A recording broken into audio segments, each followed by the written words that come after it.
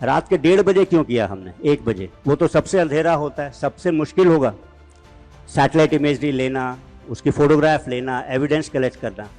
फिर भी हमने रात के 1 या 1:30 बजे किया। हम लोग सिविलियन कैजुअलिटीज़ जो है अवॉइड करना चाहते थे। सबसे बेहतर समय होता 5:30-6 बजे का टाइम, जबकि उजाला होना शुरू हो जाता है। बट वो टाइम जो है पहली अजान या पहली नमाज का भी होता है। उस टाइम उसी भावलपुर में मुरीदके में इस तरह का चहल पहल शुरू हो गई होती तो काफ़ी सारे सिविलियंस मारे जाते। हो सकता है वो टेररिज्म के साथ उनका कनेक्शन हो ना हो, तो हम लोग वो चीज़ अवॉइड करना चाहते थे। 7 तारीख का समय मौसम के लिहाज से भी ठीक था, क्योंकि वही एक विंडो थी जहां 3-4 दिन मौसम साफ था और बारिश नहीं थी। अगर बारिश वगैरह होती तो फिर हमें थोड़ी इमेजरी लेने में प्रॉब्लम होती। आज की जो ये बात हो रही है ऑपरेशन सिंदूर की पृष्ठभूमि में हो रही है। पीछे एक बड़ा पोस्टर लगा है ऑप सिंदूर का। अगर इसके बारे में मैं नहीं कहूँगा तो आप लोग बोलेंगे कि सीडीएस साहब आए और कोई और बात करके चले गए। और सिंस बच्चे हैं यहाँ पे छोटे, तो मैंने 2-4 छोटी छोटी चीज़ें निकाली हैं जो मैं आपसे चर्चा करूँगा या इम्पोर्टेंस उस चीज़ की बात करना चाहूँगा। पहली चीज़ है, बाकी सब आपने पढ़ा हुआ होगा, काफ़ी विश्लेषण हो चुका है, अखबारों में है। हमने जो है 7 तारीख को जो टेररिस्ट टारगेट्स 9 चुने थे, उनको हमने रात के 1 बजे लेकर के 1:30 बजे के बीच में स्ट्राइक किया। आपको पता है इसके पहले बालाकोट के ऑपरेशन हुए थे, और बालाकोट के ऑपरेशन हम कहते रह गए कि ये हमने मारे हैं, सक्सेसफुल हैं, लेकिन एविडेंस या इस तरह की सैटेलाइट इमेजरी या फोटोग्राफ नहीं थे। लेकिन अब जो हम कर रहे थे, रात के 1:30 बजे क्यों किया हमने? 1 बजे वो तो सबसे अंधेरा होता है, सबसे मुश्किल होगा सैटेलाइट इमेजरी लेना, उसकी फोटोग्राफ लेना, एविडेंस कलेक्ट करना। फिर भी हमने रात के 1 या 1:30 बजे किया। ऐसा क्यों था? ऐसा 2 कारणों से था। एक तो हमें अपनी क्षमताओं की, अपनी कैपेबिलिटीज़ के ऊपर भरोसा था कि रात में भी करेंगे तो रात में भी उसकी इमेजरी ले सकते हैं।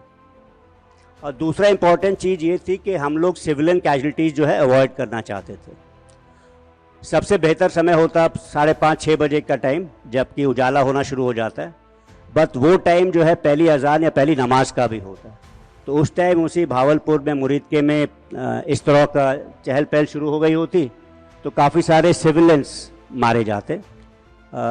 हो सकता है वो टेररिज्म के साथ उनका कनेक्शन हो ना हो, तो हम लोग वो चीज़ अवॉइड करना चाहते थे कम्प्लीटली।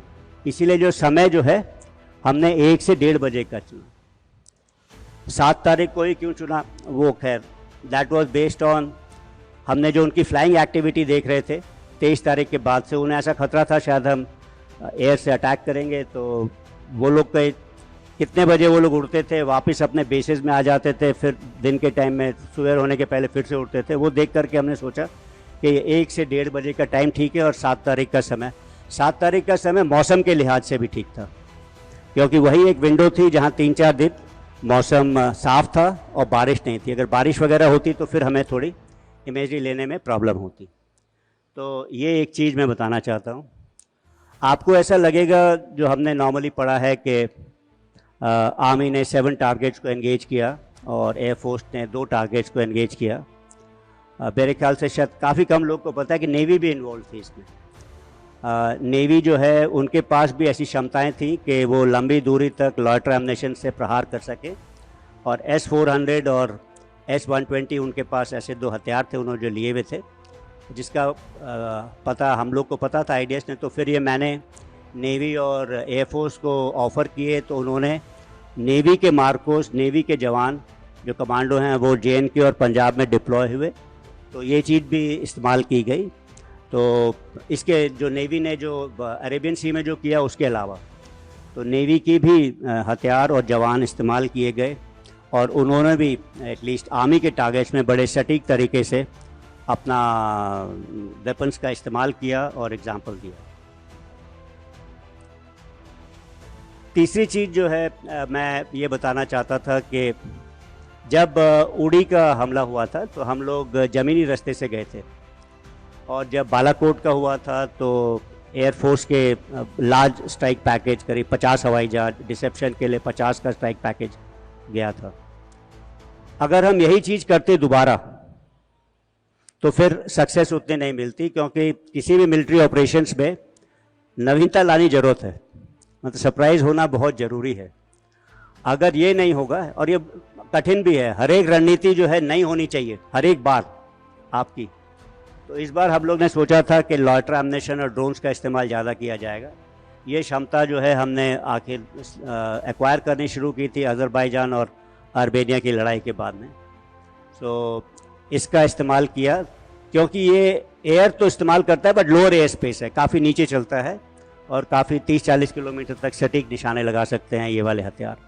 और हमें पता था कि पाकिस्तान के पास इस तरह की क्षमता नहीं है जो इस तरह को जैम कर पाएँ या उसको डाउन कर पाएँ, तो हम लोग ने बाकी प्लानिंग के साथ में इनका इस्तेमाल किया।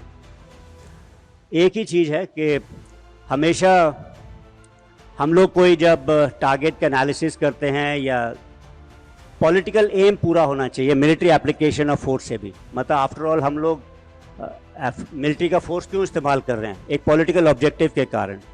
तो पॉलिटिकल ऑब्जेक्टिव सुप्रीम होता है, तो ये लॉयटर एम्युनिशन वगैरह करने से भी क्या हमारे पॉलिटिकल ऑब्जेक्टिव्स पूरे हो रहे थे।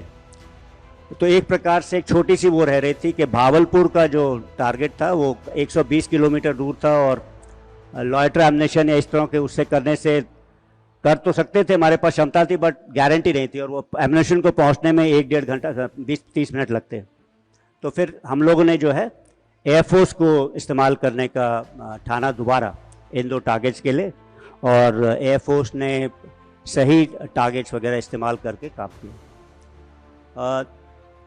आखिरी चीज़ ये बताना चाहूँगा कि ये प्रिसिशन स्ट्राइक्स जो हमने की इतनी लंबी दूरी में 100-150 कभी 30 किलोमीटर में, इतनी छोटे से इलाके में घर के ऊपर इस चीज़ को गिरा देना, मतलब इट्स कभी कभी लगता है कि ये एकदम नामुमकिन काइंड की चीज़ है। रात के अंधेरे में आप यहाँ से कोई चीज़ कर रहे हो जो 30 किलोमीटर दूर जाएगी और इस बंच के ऊपर यहीं पे गिरेगी बिल्डिंग के सेंटर में, जो कि जितने भी JNK के अंदर टारगेट्स थे जो आर्मी ने एंगेज किए, और जैसे इनके एयरफोर्स के भी टारगेट, सभी जगह जो है सटीक निशान लगे। तो ये कैसे होता है, इसके पीछे बड़ी कड़ी मेहनत है। तो मतलब ये ज्योग्राफी है इसमें बड़ी सारी, जो स्पेशल स्टडीज़ हैं इसमें जो है कितनी एलिवेशन है टारगेट का, कितनी ऊंचाई है, कितनी दूरी है, कितना एंगल है, कहाँ से जाएगा, एक पूरी साइंस है मेंसुरेशन कैलकुलेशन की। काफ़ी कैलकुलेशन होती है, रिकॉग्निशंस होती है, उसके बाद जब आप ये कर पाते हो तब इस तरह की एक्यूरेसी आपको मिलती है। तो ये ऐसा नहीं है कि आपने यहाँ से बटन दबाया तो मिसाइल गई और वहाँ गिर गया, ना, ऐसा नहीं है। तो काफ़ी मेहनत लगती है और ये आसान नहीं है। तो मैंने सोचा ये कुछ एक बातें शायद नॉर्मल लोगों के उस पर संज्ञान में ना हो, और शायद इसको इंटरेस्टिंग लगे बच्चों को कि ये चीज़ क्या हुई थी, कैसे हुई थी। तो मैंने सोचा इसके बारे में जिक्र करूँगा। मुझे बस इतना ही कहना था।